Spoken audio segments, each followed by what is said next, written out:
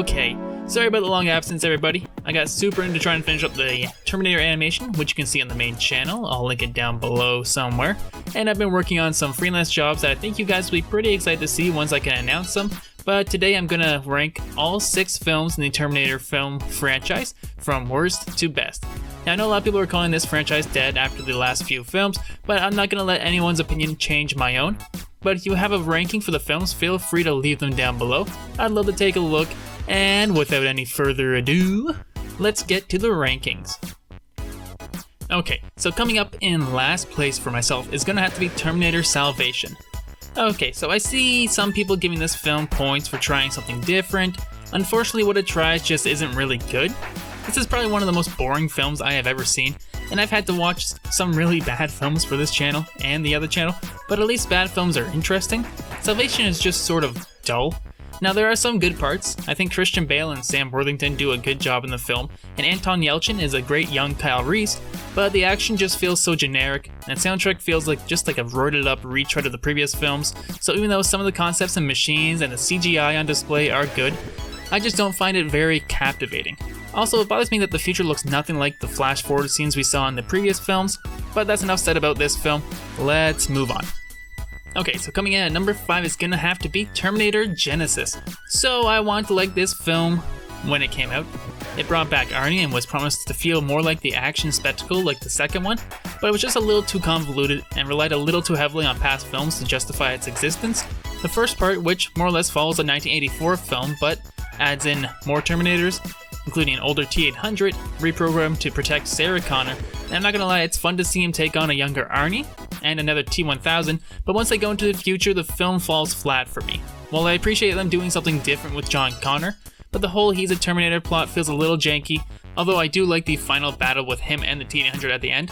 So, all in all, it's not the worst Terminator movie for me, but I can't see myself choosing to watch it over the next few on the list.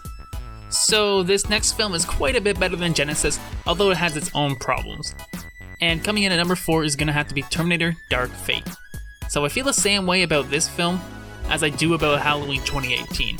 It's competently directed, it forgets a bunch of sequels that the fans have learned to accept, it features a badass older lady kicking butt, it promised to be a new evolution in the franchise, but mostly, for me, feels like a retread of the previous films.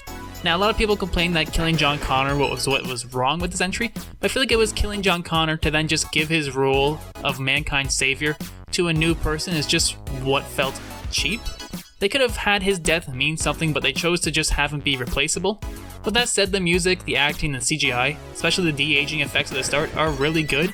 In fact, I think that's probably the best de-aging effects I've ever seen in any film, and it's unfortunate that it's basically a beat-for-beat remake of T2, but with a new lead, because all the ingredients for a great Terminator are here. It just doesn't feel quite right. With that said, my girlfriend, who I dragged to the theater to see this, liked it quite a bit. Probably more than myself, so it definitely has its defenders.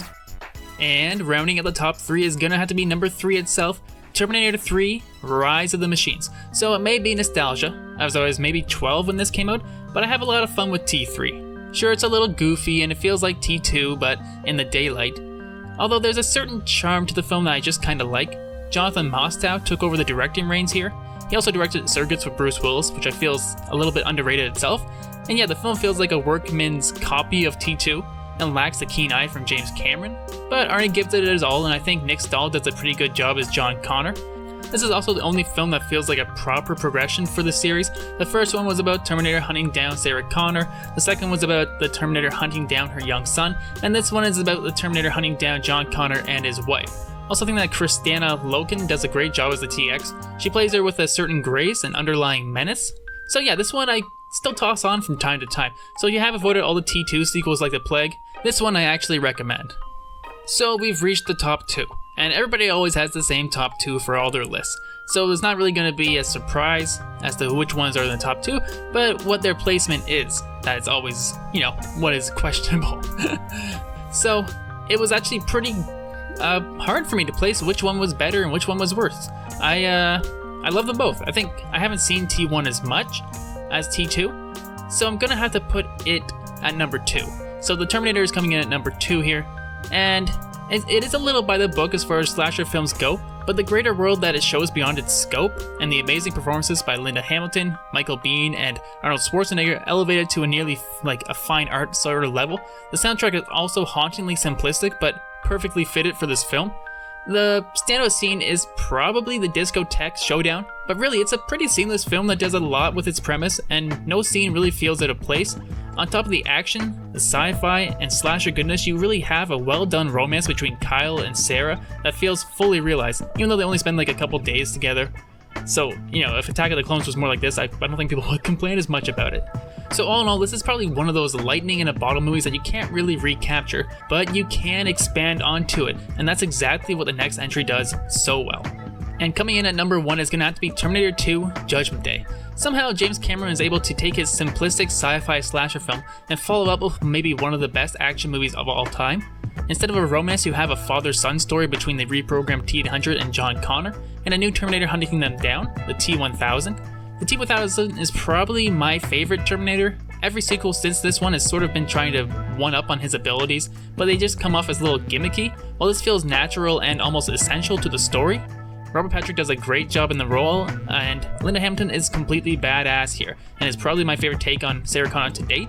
Everything here just feels bigger and better visually, and it still holds up perfectly to this day. I saw the 3D re-release they did a few years back, and I think they made a few tweaks here and there, but it really is a timeless film. So if you haven't somehow seen the first 2 or maybe 3 Terminator films, give them a binge. I think they're worth a watch, especially if you like sci-fi or you like action films. I really like the Die Hard and Rambo series, so I think the Terminator franchise is just like the next evolution in that. So check them out if you haven't already. So thank you guys for watching. If you do have your own ranking, let me know down below. I'd love to take a look at them. And I'd also like to thank my patrons for supporting my main channel and allowing me to do these ventures as well. Specifically, I'd like to thank Colton Wood and Marilu Banting, who just recently joined. And until next time, I've been Aaron, and I'll tell you something later.